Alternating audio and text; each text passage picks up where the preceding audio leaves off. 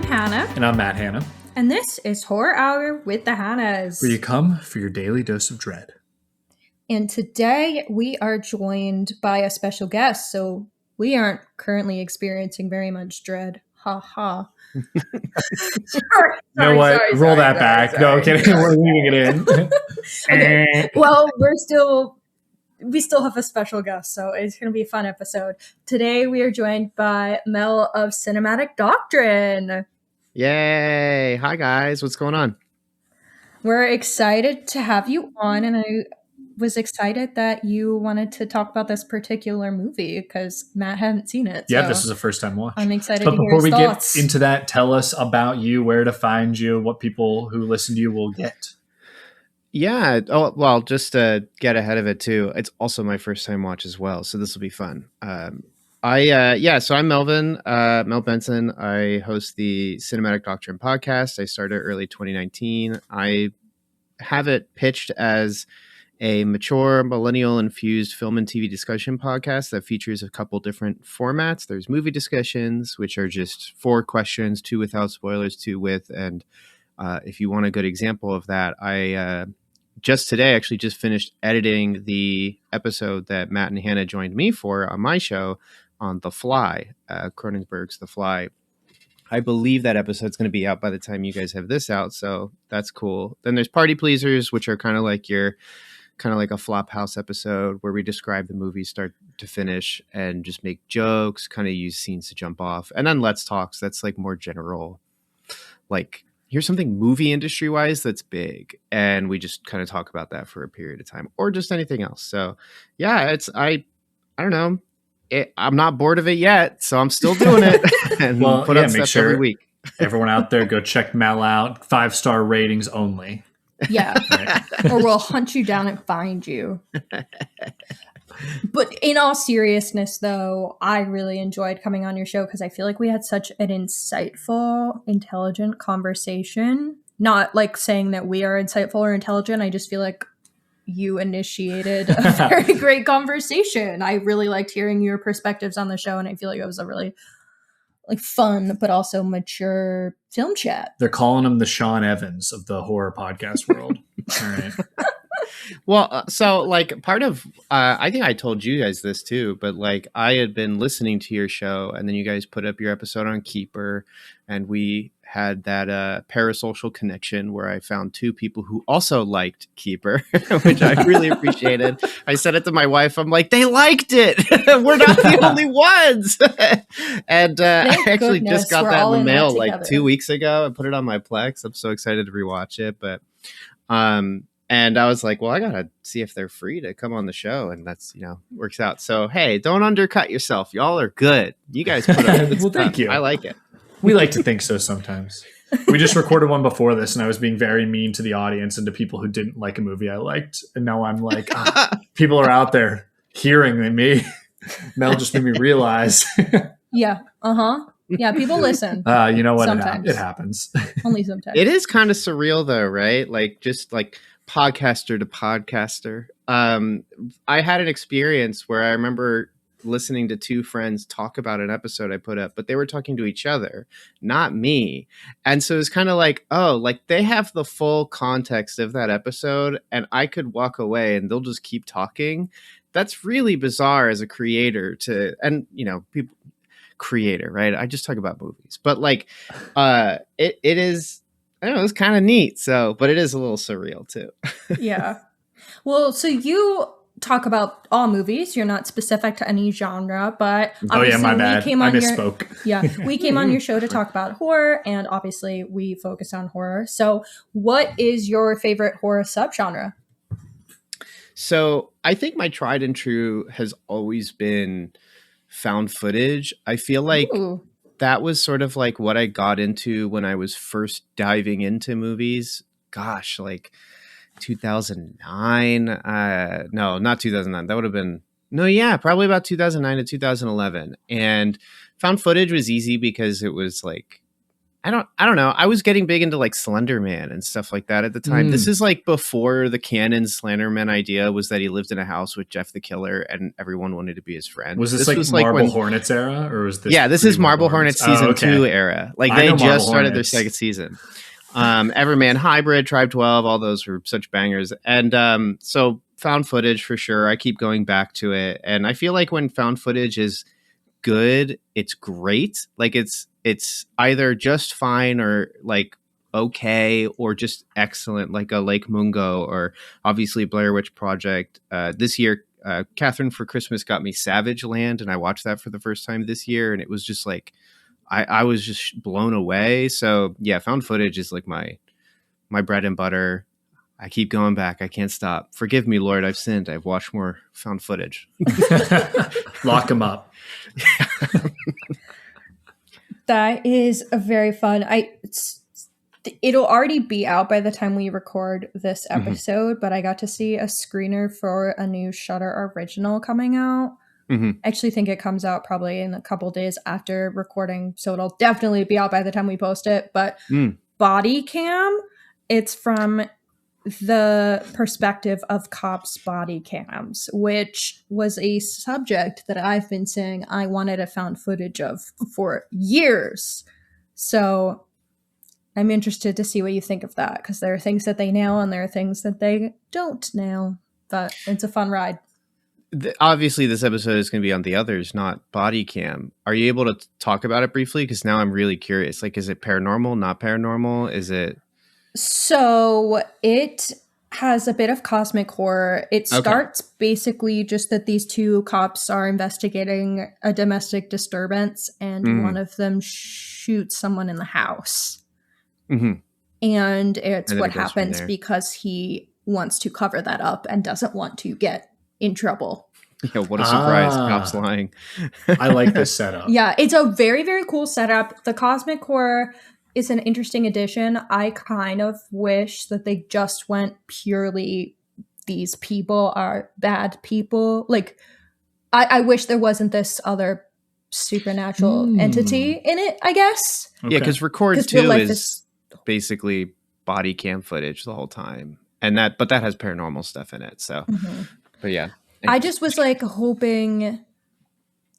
real people are horrific enough, so I didn't feel like I needed the cosmic horror element of it, but it is interesting. It doesn't overstay its welcome. I think it's like a tight 75. Like, it is short. So I'm interested to see what people think. It's not my favorite movie of the year by any means, but I like the concept a lot. Yeah. So. All right. Anyway, that's not what we're talking about. Obviously, you guys can read, so you saw. We are talking about The Others. Yeah. So, The Others is an early 2000s film written, directed, and scored by Alejandro Amenabar, starring Nicole Kidman. The queen of movies. Yes, the queen of movies. AMC, we make movies better. She was nominated for Best Actress in a Motion Picture Drama at the Golden Globes that year, and she also was nominated for Best Actress, and the film was nominated for Best Screenplay at the 55th British Academy Film Awards. Not the quote real Oscars, but she's still getting her recognition for this role, which I think is very fun. Obviously, we don't always see that for horror. She is the queen. Hell yeah, Queen Nicole. So moving a little bit more into the background, everyone who listened to the show knows that Matt and I like Mission Impossible. So as much as he is a shit in a lot of ways, we have respect for the president of movies, yeah. Tom Cruise. It's the queen and the president. Yes. And they used to be together. So. Well, this film was produced by Tom Cruise, which is the last collaboration between him and Nicole Kidman before they divorced. Wow. And their very high-profile divorce was finalized the same week that this was released in 2001. It was all he knows. It was all for marketing. You know, pull them into the movie. That's what the divorce he knows. Was. Yeah. I would not put it past Tom Cruise. Right? Okay. I didn't know it was so close. I knew that this was around the time my wife reminded me about that, saying like, "Oh, I'm sure the movie's really interesting in that context," but I didn't know it was like. He produced it. and then all this Mhm. stuff happens. Like, whoa. Yeah, I thought that was such a fun fact. He had produced, I think, a couple things that she had done or things that they had done together. But I was like, okay, that's so sweet. He produced, and then they got divorced. And they were divorcing as this movie was being made. Brutal. Just don't look up anything about Tom Cruise pre Mission Impossible 4 is what I would say. I think that's just where you want to live. In an ideal world, That's how I live. In That's an how ideal world, yes. However, he was a person before then, so You sure? you have to take some of that What's into Scientology? consideration. What do you mean? It's Gosh, the Scientology that's really the kicker. Anyway, this is not a Scientology podcast. Pulling Jeff Epstein, the New York financier. Yeah, that. You ever seen that bit? No, I haven't. Yeah. So. That's me with Tom Cruise. All right, continue. You have no idea what I'm talking about. That doesn't work for you. People out there know. It's not working. Yeah, Okay. for the Epstein heads out there, they're gonna love it. Whoa! All the Republicans, they loved that joke. Yeah. Every single one of them. Republicans, we don't have any of those. I don't know. Yeah, I don't know. Podcast. Not anymore. Yeah. Between the shitting on cops movie and then that, we're done for. I feel like we don't. bit. It was a Conan bit. He had a guy on that pretended not to know what happened. He's like Jeff Epstein, the New York financier. Funny, yeah. That's it's so really funny. funny. Okay, that's funny. So I'm trying to explain. He's like, what do you mean? He's like, he's dead. He's like, you got me. He's like, and does this whole thing. I would have heard about that. I'll have to. All right, I'm explaining the bit. I've ruined it. But yeah, okay, you've ruined the bit. Okay, it's for you. So good, when we were watching this movie, Matt, you at some point looked at me and said it's feeling, or it was your mom. It was my mom that said this feels like the turn of the screw. Oh no! I said it feels like the turn of the screw. Okay, yes. My mom it's based on the book, isn't it? Or it's influenced by it, correct? It is influenced by it. Yes. It's not obviously a direct adaptation or anything, but it definitely borrows themes, and its title seems to be a reference to Turning of the Screws, reference of the servant apparitions as the others. Okay. So seemingly name is inspired. The name of the film itself is inspired by that. I said it felt like Bly Manor, and then I said so inherently it feels like the turn of the screw. Exactly. Yes, that is what you said. Yeah. And so you were right on the money. Whoa. Look at me. It's all up in his head. Yeah. Another quick fun fact that's not even about the making of this movie or anything, just something that shows up in the movie that I thought was interesting historically. So Grace finds the photo album containing pictures of people that she thinks are sleeping, but then Mrs. Mills is like, girlfriend, they're dead. So, and that they would photograph the deceased in the 19th century and before that. So that just clarifying that is actually history. People did photograph their deceased loved ones. Most were photographed lying down as in a deep sleep, but others would be propped up on chairs, posed with their favorite subjects or objects like children with playthings, adults with books, etc. And the reason why they did that is because often that would be the only photograph that they would have of their family members, because obviously photography was a rarity at the time. As a very Irish man, I'm not surprised by this, considering what they did for Irish wakes back in the day, where they just propped them up and partied with them. So, hell yeah, brother. You know how I say when I'm dead, throw me in the trash, a la Frank Reynolds? I want the Irish wake first. Yeah, party with my corpse and then throw me in the trash. Put me in a chair. I'm not even kidding. Like Burning Man. Yeah. Okay. That one got me. It took me a second. So, background aside, two of you had not seen this movie before. I had. Before I saw it, I knew the twist, though. Gasp.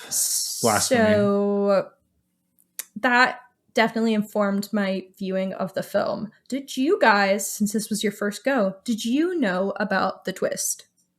I had no idea what I was getting myself into. Absolutely no idea. So, Mel? I didn't know it until like 2 weeks before watching the movie. Oh, I am so bummed about it. I literally, like, I've known about this movie for a very long time. Not personal Melvin Benson lore spoiler. Nicole Kidman kind of gives me the ick a little, so I was like, oh, I'll push it off. Gasp. Although I do revere her as queen of movies. Thank you, AMC. But Bow down to her. but so, anyways, I just wasn't watching it. And then, when we were coordinating, I was like, oh, yeah, let's do it. That'll be great. It's about time. And then I think like 2 days after that, something came up and it just like said what it was. And I had known prior to that like the movie almost was made by it. So I was so bummed. And I was like, okay, whatever. Like maybe it wasn't true. And I start gaslighting myself as I do. But we were not watching Gaslight for this episode. We were watching the others, and I knew the twist. So that is so sad that you almost made it. Yeah, jail time for whoever spoiled that for you. Whatever spoiled that, dead to me. It was very fun. We watched this at Matt's mom's house, and Matt's mom kept being like, I feel like something's going on here. I feel like it's like a Shutter Island thing or something. She looked at you, is this some kind of Shutter Island thing? And you got quiet. And I just stared at her because I was like, I don't know what to say. And I was like, it's not Shutter Island. It's very Shutter Island. Simmer down. But I just kind of stared. And then later when the husband comes back, Kate said, he's dead. Like, just very excited and emphatically. And Matt was like, I think they're all dead. And I was like, God damn it. I didn't know yet. But yeah, and then they kept like I was pretty certain they were all but dead. I didn't know the actual twist. That the house is being haunted by alive people. Yeah, that they're the that ghosts. was the real twist. That they're the ghosts haunting other people. Yes. Yes. Mm-hmm. And that I really liked. Her children. Yeah. Yeah. I mean, that's like isn't that the thing about like twists is they'll get a good film telegraphs it in ways that aren't super obvious. And then you're kind of getting to the ending to just get confirmation of like, is this actually true or not? And thankfully, like, despite knowing the ending, like, I think the film still does a good job of kind of doing the whole like, is it or is it not throughout? And it has other stuff too, like throughout the film to be explored. But yeah, it does kind of soil it a little. It's a bummer. Yeah. Because I do feel like so much of this movie is about the twist. It's the mystery. Yeah. So it is a little sad, but I do think it is fun watch. It's like any movie where you know the twist and it's actually the clues are there and done well, because there are plenty of them. So I feel like that bit is still fun, even if you have it ruined. I still think it's an enjoyable movie regardless. So we've kind of put our expectations or our experience out into the ether a little bit. Do we want to do our 15-second summaries Definitely. now? Let's do them. Okay. Do you want me to go first? Yeah. I'll go first. I'll break the ice on 15. I'll do a real one too. Okay. Okay. Are you ready? Mm-hmm. Cool. All right. So a family that all is dead is haunting a house, but they think they're being haunted because they keep seeing other people. But it turns out they are actually the ones doing the haunting, and the people that are haunting them are really the alive people that they now will have to learn to cohabit with. Well, not them, but the next ones. Good enough, right? Wow, that was so. It was very, beautiful. very wordy. Well, it was accurate. Yeah. I don't know how to follow that up. I want to be accurate. All right, you ready? Accurate. We'll make Mel go last. Make it hard for him. Okay. Are you ready? Yeah. Go. No, grieving Nicole Kidman killed herself and her kids, and that's why they're haunting that house. Oh, yeah, sad. Oh, yeah. Huh. Good point. That was like 5 seconds. Yeah, Good I just had to add on to what you'd already said. I mean, what was I going to do? True. There was no joke to be made. That would be well, maybe Mel's got one thing to so, joke about, I fear. All right. Mel, you about ready? The joke. I think so. Yeah, I haven't done improv since high school, but here we go, I guess. Tell me when to get started. You go and we'll start it. My wife, who's smarter than me, telling me how this movie's interesting because it's the backdrop of Nicole Kidman divorcing a psychopathic Scientologist. Also, it's a movie about ghosts and old people post World War II. And old people. Love. It is bleeping that whole section about defaming Tom Cruise. He also gives me the ick. I really like Top Gun and Top yeah. Gun Maverick, but he also I gives me mean, the ick. he as he should. He should give you the yeah. I mean, any dude who was that involved in Scientology and did some of the things that and the whole Katie allegedly Holmes happened, thing, and should give you the ick. Yeah, Yeah. think And the that's way totally he valid. eats popcorn, get out of here. Oh, like, he does. Are it we so cartoon fun the way he characters? Like, yeah. I do have a bit that I say constantly where I was like, well, if you make movies like he does, you can have a little bit of Scientology as a treat. You know? Sure. I'm kidding. That's the bit. I fear it's not a bit. Well, the thing is, I'm going to keep paying to see his movies. I'm sorry. I mean, if he's keeping theaters alive, yes, he's that's doing the something issue. good. That's the issue. Yeah, the president of movies strikes again. Don't go and look who produced all of your favorite movies, guys. Because they're all of them are Weinstein. Weinstein. Oh, Every yeah. single one. Talking about Scream and controversy, and it's like if you watch Scream 3, the movie all being about like sex abuse in Hollywood, and it's like, yeah, you just bold font Harvey Weinstein produced. Yep. You're like, man, Wes Craven, maybe you should have done something else instead of made a movie about all this stuff. I don't know, man. It's tough out here. We saw Kill Bill, The Whole Bloody Affair in theaters, and when Weinstein's name came up, I booed, but I was the sole person who booed. What? So I did it fairly quietly, but like it wasn't like an empty theater. It was a small theater, but fairly full. I'm the sole person who booed. I get quiet pretty fast. I talked to my friend about it later, who also saw it in a different city, and said that her whole theater was like, boo! Like everyone was getting so pumped about booing Weinstein, and I was like, what the hell? Why did my small theater in New Jersey, the state that always goes blue, why are we not booing this? Who knows? People are just too locked in to see Kill Bill. All right. Did they do that? Did they boo him when Tarantino's name came up? No. No, there was no boos. It was only me. When Tarantino's name came up, I think I was like, yeah. You know what? That's a great movie, I'll say. That's the issue, is I was paying to see a movies. Tarantino movie, and it was a good movie, and I liked it. But also, there are problems here. That's someone who gives me the ick, but I think he gives a lot of people the ick. He gives so many people. Anybody who has feet, he gives the ick. Like, it's just like terrible. Okay, Matt, so do you want to give us the full plot description on this movie? Sure. I'm ready. All right, let's do this quick. So in 1945, Grace Stewart resides in a remote country home in Jersey. Not New Jersey, like Jersey, like over in England, Jersey. Okay, yeah. Mm-hmm. As her young children, Anne and Nicholas, suffer from a severe sensitivity to light, Grace keeps the home darkened with heavy curtains. One day, Mrs. Bertha Mills, Edmund Tuttle, and the mute Lydia arrive seeking employment. Grace hires them as the housekeeper, gardener, and maid, and learns they worked in the house years prior. Anne claims to be visited by a young boy named Victor, his parents, and an elderly blind woman. Grace believes that this is a fantasy, but after she hears footsteps and voices, she orders the house to be searched for intruders. In a storage room, she finds a 19th century album containing photographs of corpses. Mrs. Mills recounts that many left the house in 1891 due to an outbreak of tuberculosis. Grace begins to fear there are supernatural entities in the house. Grace witnesses a piano playing itself and becomes convinced that the house is haunted. She runs outside in search of the local priest to bless the house and instructs Tuttle to check the gardens to see if the family has been buried there.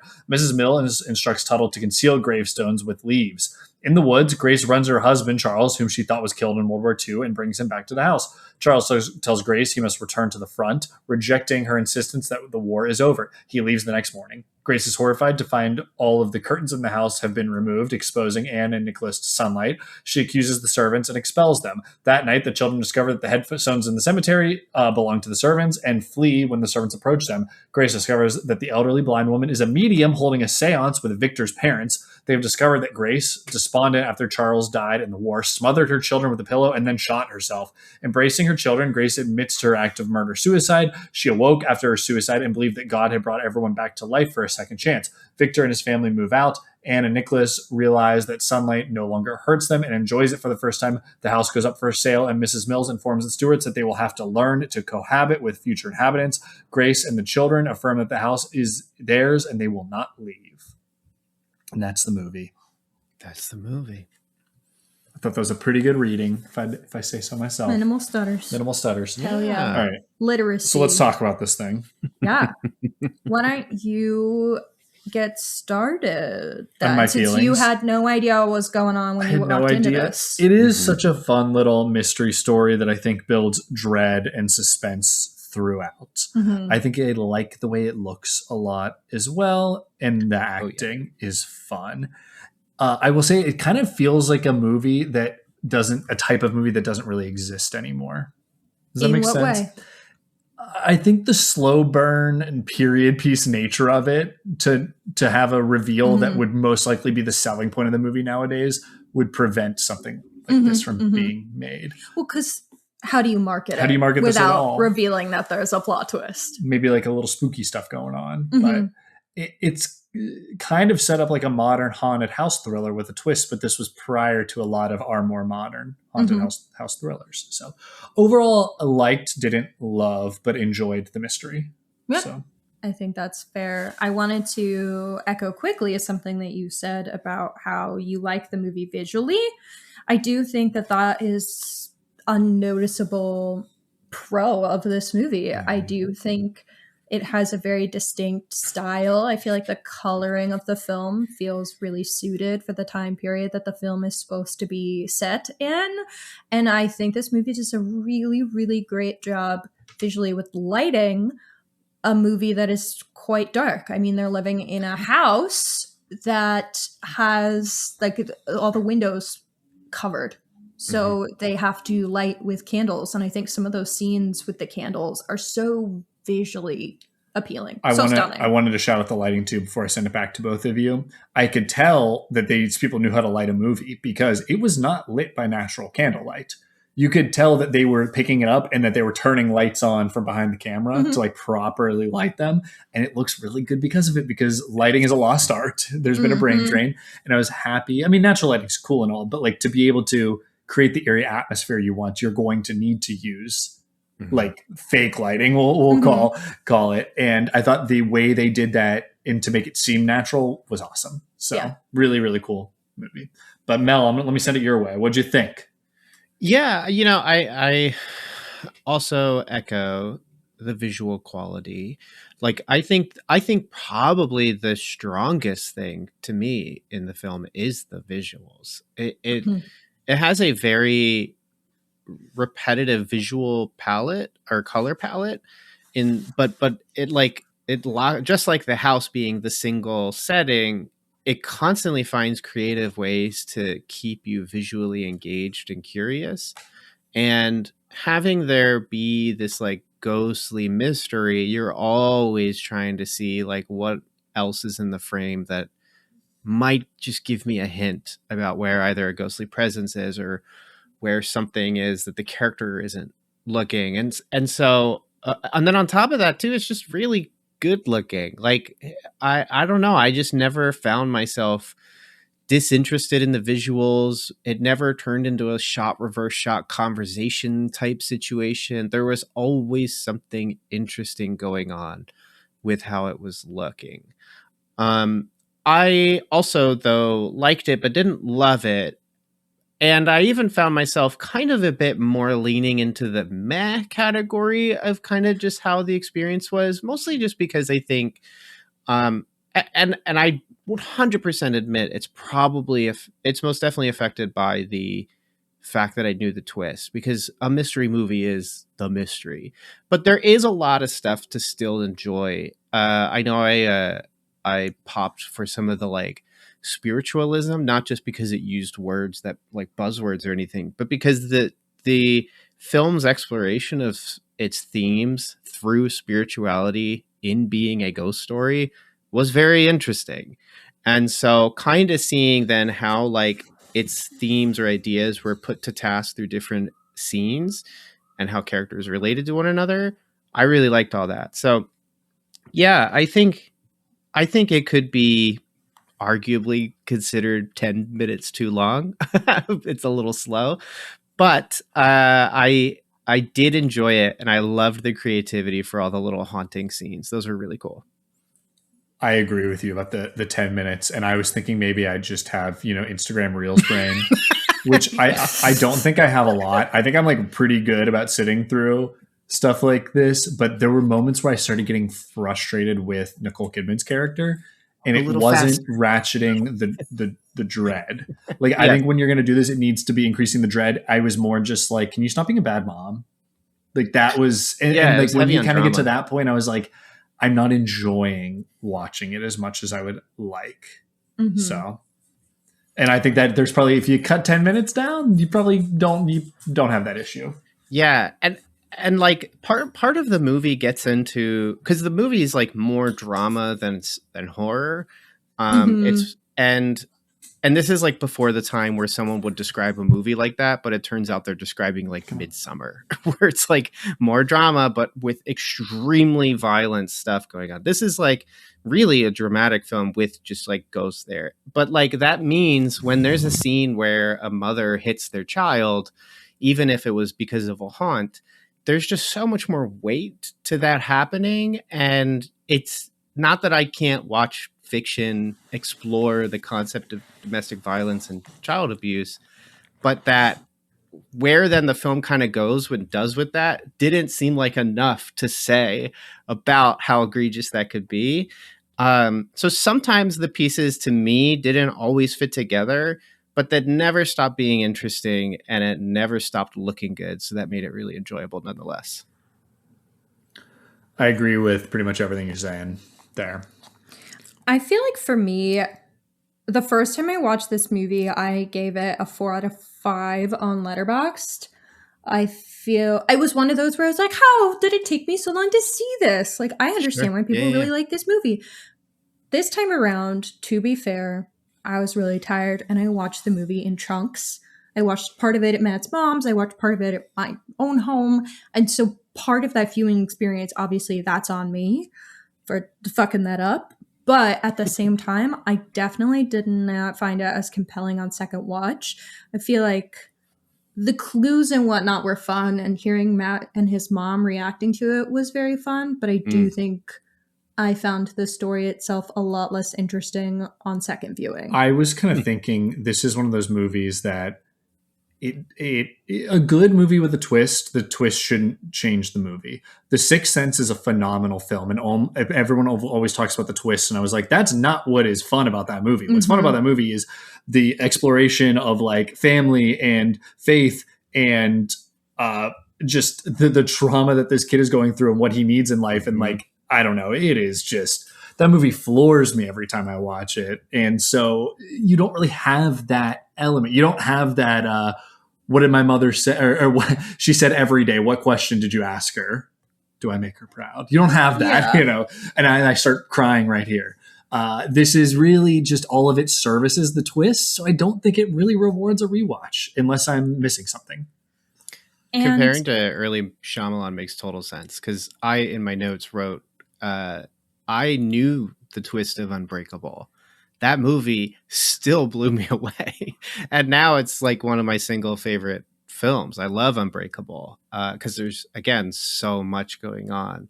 The Or even orientation. Signs. Yeah, Like or I Signs. always say, like, I'm not a religious person at this point in my life, but man, like, I turned into one for about 30 minutes when Signs ends. I'll tell you that. Like, Yeah, there's I feel interesting like other parts, right? Yeah. This felt like all the details are feeding into the twist. Whereas like something in Shyamalan's early brain clicked right to say everything can feed in the twist, but we need other stuff. There needs to be other really interesting things to explore that the twist informs. And maybe I'm just not thinking about this film enough, but I'm not sure what the twist informs about a lot of what it's exploring. But maybe as we're talking, we'll find those things out. No, I completely agree. And I think that's what's really tough about it. Ultimately, this movie, one, has a lot of these thematic bits about religion, and we'll talk about the spirituality and faith angle of it when we go into themes. But I think the other big piece of this is also this grief narrative. Mhm. Obviously, the twist is that she was grieving the loss of her husband and she killed herself and her children. But I don't think the movie really reckons with that very well. And I don't think the movie gets that deep into her grief journey before that because they don't want to reveal that he's dead. So I don't think it allows us to have that arc enough. Fully agree. Interesting. Yeah, I wonder if so early on in the film they're reading through. I think if they're talking about martyrs in the Book of Acts or something, and the kids chuckle because people are martyred because they're basically asked like, "Is Jesus Lord?" and they say yes, and then they're beheaded, and she's just like, "Why is that funny to you guys?" And they say, "Well, because like they could have just lied and they would stay alive." And so she then is like, well, if it's for truth, if it's for Christ, wouldn't you say yes anyway, knowing you could die? And they're like, no, that's silly. And then like the movie isn't really about Jesus or gospel stuff. It's more about like the relationship you have with truth and like your preservation of life or current life. Because there's moments then where characters tell the truth and are harmed for it. There's a later line where the daughter is being told to tell the truth, and she says, "The last time I did, you didn't believe me and I got in trouble. So now I don't know what to say." And that is called complex trauma, folks. And that can become extremely bad as a living person in a true world, where characters avoid truth or deny truth, living in almost like an alternate reality like these characters do. But by doing so, you handicap yourself. And so maybe it's like exploring stuff like that, because by the end, we have the truth revealed. And I wonder if the film's sort of implying that Nicole Kidman knew the whole time. But also she doesn't react like she knew the whole time. But yeah, I don't, as anybody can tell, any listener can tell, like I'm still like trying to figure out the movie. So I don't know. Maybe it's above me. I don't know. I have felt similar. Like we're trying to look for something, and I'm just not convinced there is more. Yeah. To it. Yeah. And that maybe feels a little like anti-intellectual. But sometimes there just like isn't. Sometimes someone wants to make a spooky mystery ghost story. And that's what I think is tough. After we agreed to do this, I was like, awesome, I really want Matt to watch it. I want to see how he feels about the twist. You love watching a twist movie with other people because you like to see their reaction and if they're getting it beforehand. But then as I'm watching it, I'm like, what the hell am I going to say about this movie on a microphone? I think this is such a good example, though, of people that try to be reductive about twists in movies. Again, I go to Shyamalan because I'm a big Shyamalan defender with like, oh, it's only good because of the twist. It's like, no, it is not. Like the twist is in a fun part that I think plays into what the movie's trying to do. But this is a movie where I think it's built around the twist, and it is just becomes okay because of it. And the thing that props it up from being like bad to okay to like pretty good is everything else, the filmmaking aspects of it, the technical aspects of it. And like curiosities, because like what a bizarre symptom the kids have. Like they can't be in the sun, neither of them. So they just have a bunch of windows open. And I'm not even sure there's an explanation as to why they had to be locking the doors behind them and then opening others. I'm aware of things like, at least I think there was like ye old climate control. You would have doors opened and closed because it helped keep rooms hot or cool and stuff like that. But like all that stuff is like interesting kind of set dressing. But yeah, like the substance, I'm trying to figure out the substance of the set dressing. I think my explanation for that is that she was just trying to be very, very cautious that a room that had sunlight in it didn't get to her children. So she's like, we have to close this door, so then when I open this door, the light from that other room doesn't get into this room and then get to them. But what my question is, did they give us the reason why they would be allergic to the sunlight? I don't think so. Or something. She just says something that like, yeah, skin condition. I think it's her manifestation, though. I don't think there was ever going to be an issue. It was like her belief. That's what I thought. But like, why is that there then? Besides that, it's earlier cool. When I thought they were dead, I thought maybe it was going to take them. Like they were going to go into the light, go and move on past this world was what I thought. But then that's not what happens. Yeah. So I can see the allegory of like, you know, things being brought into the light is like to imply things being revealed, the truth, that kind of thing. And for a story that's also consistently bringing up like some kind of scriptural or catechism, there's plenty of stories or metaphors in the Bible about like you don't put a lampshade, you don't put a pot over a lampshade because it defeats the purpose of what the lamp is doing. Like you have it out to reveal what's in a room, and so too will, you know, truth and stuff like that. And so maybe it's allegory of like her seeking to preserve this, to ignore the truth, to not let the kids out, because there is also the like, when they were alive during World War II, and they talk about like how, well, they kept away from the war. They were able to keep away and it wasn't their problem. So there is some isolationism going on. So like, yeah, it's got these pieces. They're there. They just demand good podcasters like us to figure them out. I like the idea of the truth being revealed, like stepping into the light as revealing it. I had also thought like we got like, you know, a American Horror Story murder house thing where it's like if you die on property, your ghost remains. Yes. And it's not exact. And then I thought maybe if they like left property, that would be their crossover. And so like I kind of went through all these things to justify, and then I thought, okay, well maybe this is her punishment.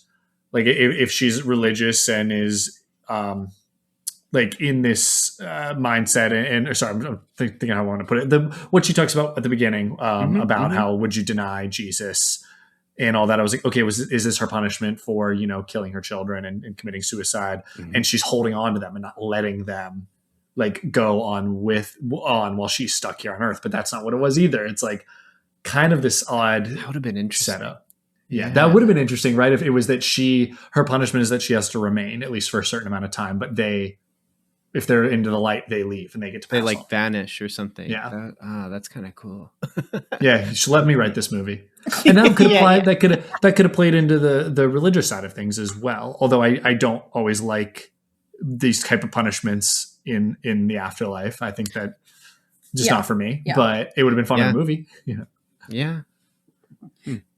Let's get more into the faith religious side of things. Mel, I know you had thoughts on that, so do you want to get us started? Yeah, where did I write it? My little notes, my little itty bitty notes. So this is why I just don't take notes. Then it comes off the dome. I can't do that. My brain don't work. I can never lose the notes if it's all just not written. My brain don't work. I usually type my notes. This is the first time I've been writing in a while, so my hand's a little crampy. But you're fine. But it's still. I'm gonna leave this all in now because it's fun. Yeah, the spice of life. Yeah, I mean I've been a proponent on my podcast since coming back from Inpatient in 2021. That like part of having bad habits or bad coping mechanisms is you start to believe things that are not true about life. And these are not necessarily spiritual things. These could just be like, well, life is better when I'm drunk. And so that's why I go out and drink all the time. It's like, well, there's a lot of factors to that experience, such as spending time with your friends. And so you have to be drunk when you spend time with your friends.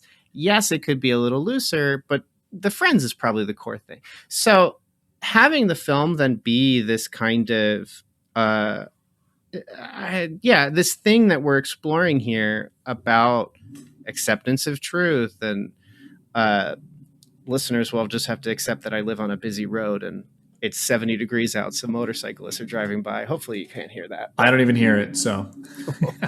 Oh man, it's all the time. Right. So that kind of the film then being this development into an acceptance of you've already died.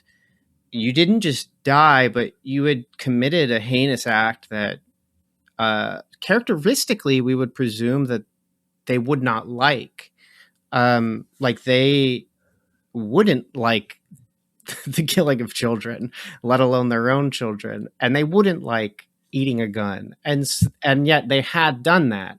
To then get to that revelation, I mean, now that they know that they're ghosts, I mean, the kids can go out into the sun. They can do something they could not do in their living time. And like I just said, it was 70 degrees. It's great out.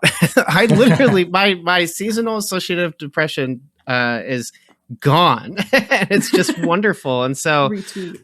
there's so many, their world is now smaller, but it sounds like when they were alive, it was already small because they were pretty isolationist. So, but they have this whole property to enjoy in this house, and either they can learn to coexist with the others, the humans that will eventually own their property, or they can kind of continue to act like this is their house, which is the chant that they kind of have at the end, a ghostly chant of like, this is our house, this is our house. But it's like, maybe it's not like, so yeah, I find those things interesting. I think the more you accept truth and reality, the more you can actually impact reality. I don't just think that. I know that's true.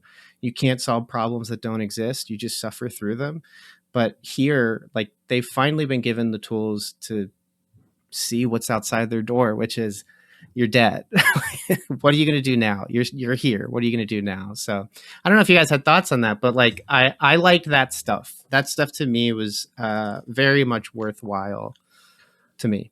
Here's my thought. I think if they had you in the writer's room, it would have been a better movie.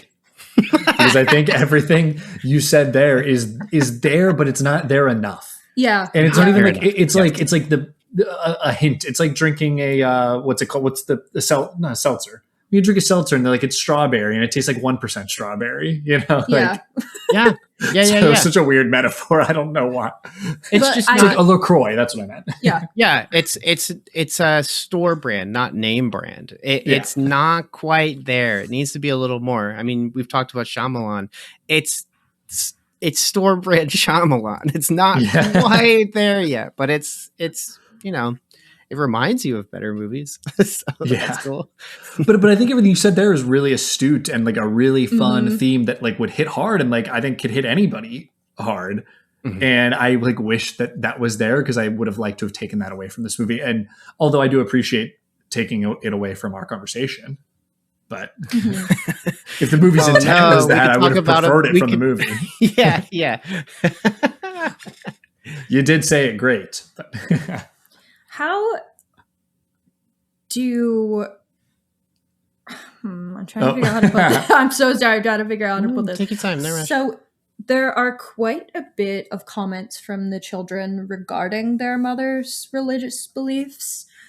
Like they're frustrated with their mom because they're told you shouldn't believe in ghosts, but they're like, you're expecting me to believe in the Bible. Yes, yeah. There's later I did like this commentary bit where they say she only believes in what she was taught.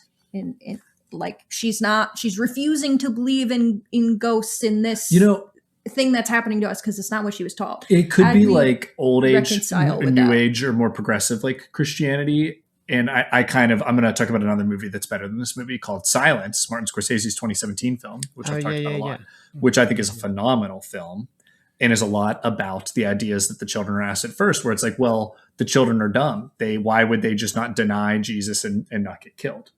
Right. Mm-hmm. And she's like, well, you can't do that. Silence, that movie is basically all about that and how basically these padres, they were called, fathers, would go and do missions in Japan and just get a ton of people killed because Christianity was outlawed. And the learning lesson is that the true Christian thing to do would be to allow these people to deny, to save them and like make the world a better place. And that's kind of what I'm seeing here is it's like the kids are asking, why can't we have faith and not have to follow all these rules is kind of how I'm seeing it. And she's stuck in that like old way. And I like that in this, and probably another reason I like the movie Silence. But that's as far as I can take that, though. I'm not sure where else I want to go with it. Yeah, I don't know I mean, if listeners have checked out my show, they know the title includes movie podcast hosted by Christians. I'm Christian. I went to Christian school. I independently study, all that jazz. So I can't quite, but all that said, I can't quite remember the verse, but there's one where Christ, after talking to his disciples who don't quite totally understand yet that who he is and all that jazz, but they understand, they believe in the resurrection, the idea that after death you come back. Not every Jew believed that. Sadducees didn't, but I think. But he at one point says to them, like, what's the worst they can do to you? Kill you? Like, because you're going to come back. And it's such a bizarre and interesting thing to hear, especially for people that, like, I mean, I don't even have to say for people. It's just true. Death is like the worst thing that could happen. Like, it still is. In Impatient of Think Stressed was like, people to be hopeful, knowing that people have gone through all sorts of trauma, the most heinous kinds, and have still bounced back. They still carry those scars. That still hurts. They still maintain that. We mentioned the Babadook in our episode together with the fly. It's similar to that, but they still come back. A dead person can't. But there's nothing more that can be done there. And then here's this guy who's saying, I'm God, saying, like, what's the worst these people will do? Like, when they call me out, that you'll die. But that's because what he's offering is, in addition to a good life, he's offering eternal life. But, like, that's a really complicated and scary thing to think about. And the kids are not dumb for asking, like, or for not questioning it. Like, because your whole life from being a child is trying not to die. Your whole life being a parent would be trying to make sure your kids do not die, because children are attracted to death. They want to, everything they do could kill them. And so it's a very good question to ask, and a very sensible thing to even kind of laugh at from the absurdity. But they're right also in kind of being like, this is just what mom does. Like, I don't know if even she understands why she's doing it, or the literacy behind it, or the doctrine. Who knows? But that's why I feel like they almost represent the more progressive, like, modern Christians versus where I think people that take the Bible as exact, like, text, which like politicians love to do in our country. So, oh my god, which, and like, I think we're reading into this more because there's not enough to pull from this movie, so we're like trying to. But I think it's an interesting thing to look at, and it's like, I side with the kids personally. Yeah. Like, I think we're meant to, right? I don't know. I think it's nuanced, but what do you think, Hannah? No, I was also thinking, like, I feel like I end up feeling more way the kids are. I feel like it's healthy to question everything. Like, it's healthy to question. Yeah, Hannah's doing her own research on vaccines is what she's trying to say. No. Okay. Shutting that down quick. Not that. No. I'm sorry, I couldn't help it. The way you said it, I was like, this is such a, I can tee this up so well. Because my brain question, don't work. You said question everything. Okay, but you brain know don't work because the vaccines. It's good to be curious and want to ask questions and develop your knowledge and dig deep. And I think that it's lovely that these kids are doing that, especially because I think obviously in this film they do have a valid point too. And I think there's this added element too, especially for the daughter, because she seemingly knows what mom did. There's this, or a piece of it. There's like this one moment where she says along the lines of basically, don't upset mom because you know what's happened before. Yeah. Yeah. Which I think adds this interesting dimension to it. Yeah, definitely does. Sorry, I'm mildly distracted for the folks at home because I have had a 17-pound dog crawling back and forth across me for like 30 minutes, and the cats have both come in meowing. Yeah, we're having a time today. Or at least it's Okay. cute from my end. Yes, it's cute from mine, but it's also annoying. I do like everything we've said here regarding themes. We're making themes out of it. We're squeezing blood out of a rock a little bit right now, but I'm here for it. Or water. How do we feel about what it's doing with grief? I don't know. I feel like I've like touched on it a decent amount, and that was another thing. I thought maybe mom's grief was what was holding there, because it did feel that there's like a religious aspect that like they're going to pass on. Like, where did dad go? Like, I assumed that he died in the war and he was given. And I'm looking at this from a religious view. Like, I think this movie wants me to, or at least kind of wants me to. So too. And so I'm thinking like they're going to pass on to whatever is out there beyond. And so for their, and maybe grief is what's keeping them from going. That's the unfinished business, is for her to resolve that and then they could go. That is so also to not what I thought. hit that, it's like, I'm left feeling a little stuck like they are. Yes, I really thought it was that she had to come to terms with this terrible thing that she did as a response to her grief. And then they would, as a family, be able to move on. And the fact that essentially they're just saying we're going to stay in this house and seemingly haunt more people. Yeah. Well, they're going to coexist, maybe. Yeah. But I mean, I don't know what that means for them. That's what the the servants basically say, like, we have to learn to coexist, which kind of makes sense for what class they seem to be operating in, because that's what they have to do to survive and to live, is sort of put parts of their character behind them so that they can be alive, be fed, have a home. Whereas it seems like, and I don't know history well enough in this period, but it seems like Nicole Kidman and the gang are upper class enough to not have to do that, to not have concessions. One of my notes was, and I wish I could figure out who this is quoted by, so I could attribute it, but it was a quote that I keep thinking about, which is just that, like, the rich people, the rich theologian has enough time to question how could a good God create hell for eternal torment, whereas the poor, the overwhelmed poor, find peace knowing that justice will come in the end, at death. Because, like, when you are comfortable enough, you can enjoy the world of academia and thought. But like when you're not that, you're trying to live, which is just the bare minimum a person can ask for. You really do have to be flexible and capable and creative. And by the end, she still kind of hasn't accepted reality. I interpret the end being like, this is our house, to be a not accepting the reality, which is, it is literally not your house anymore. Like, you are actually the invader to a person's life. But I don't know. Yeah, I don't know. Maybe that's why they continue to be like punished, I guess, if we're going to look at it that way. Yeah. It could They've be, not accepted it, and had they accepted, maybe then they move on.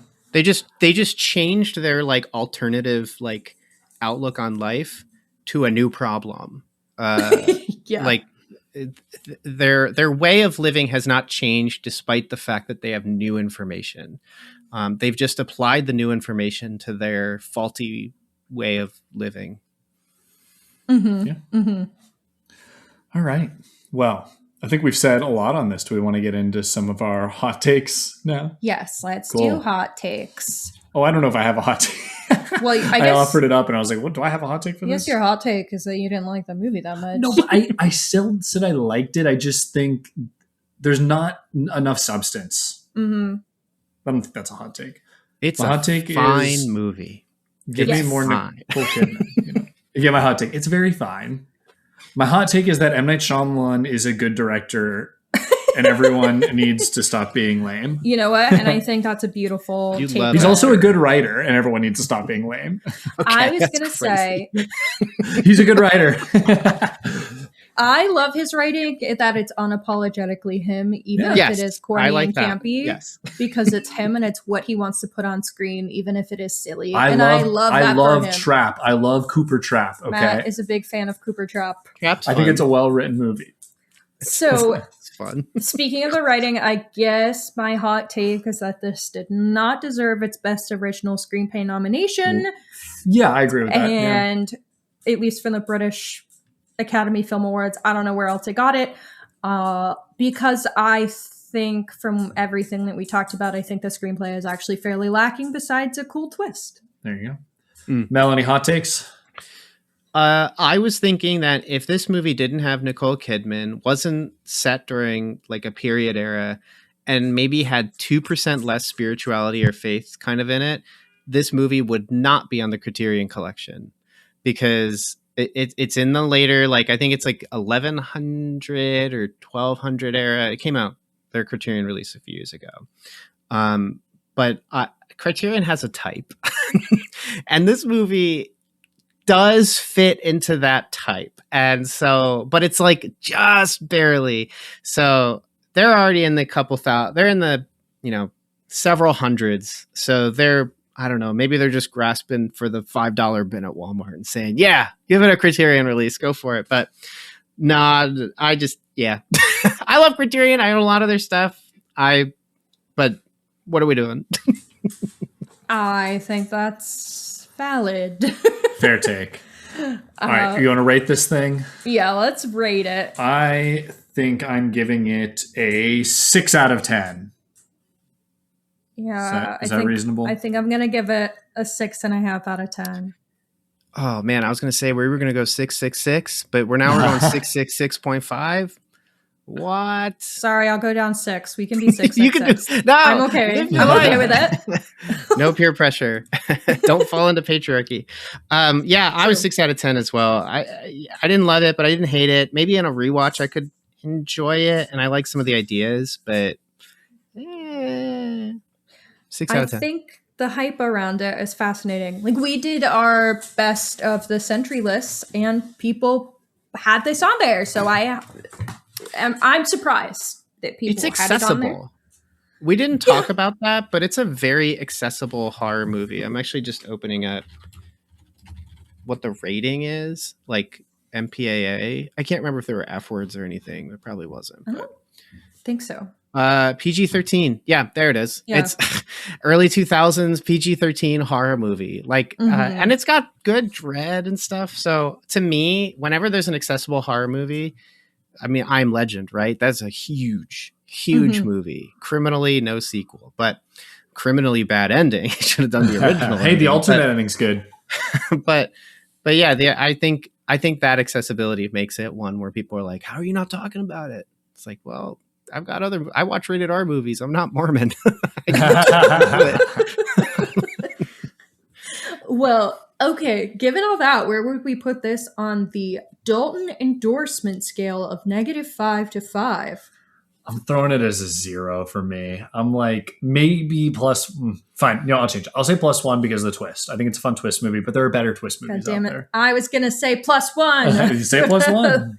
Yo, we are all in sync, bro. I gave it a 1 too. We're energetically aligned today. Like, it has a legacy. People still talk about it. And it's for my criticism, it does have a Criterion release. So I'm sure there's some very interesting special features there. But yeah, this is a 1. Like, Yeah. All right. Yeah. Well, we're going to wrap up. So Mel, why don't you remind everyone where they can find you? Yeah. So first off, thanks for having me. I thought this was a ton of fun. I told you guys beforehand how it's nice to be on someone else's show because I just show up. I take notes. I show up. I don't edit. I don't post. Yeah. I'm always saying the same thing. So good. Yeah, you can check out Cinematic Doctrine pretty much anywhere you get your podcasts. Wherever you're listening to this right now, I'm probably also there. A great place to start is the Fly episode with Matt and Hannah. I think that one turned out really well, and it's a good representation of the kind of things we like to do.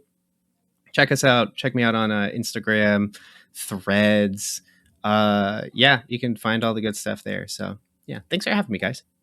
Thank you for coming on. Another great chat. Yeah, this is great. Yeah. Not as good of a movie, but a good chat. Yeah, The Fly, 5 out of 5 star movie. So. Yeah. All right. Well, I think that about does it. So I've been Matt Hannah. I'm Hannah. This is Horror with the Hannahs. Stay tuned. And stay scared. And don't have a grief that makes you stay haunting your house and kill your forever, kids. and don't kill your kids. Yeah, just go to the beach that makes you good. Just move on. Go into the light wherever it is. It can't be worse than it is here, right? Yeah. Can't be worse than it is staying Matt, simmer down. as a ghost in a house. You're gonna get bored. End the episode. Bye. Thank you for listening to Horror Hour with the Hannahs. Make sure to listen to future episodes on Spotify, Apple Podcasts, Amazon Music, or wherever else you can find podcasts. You can also find us on YouTube, where we post episodes and shorts. You can follow us at Horror Hour with the Hannahs on TikTok and Instagram, as well as at Horror Hour on Blue Sky for more content. If you like the podcast, please follow and leave a review on your favorite podcasting app. Happy hauntings!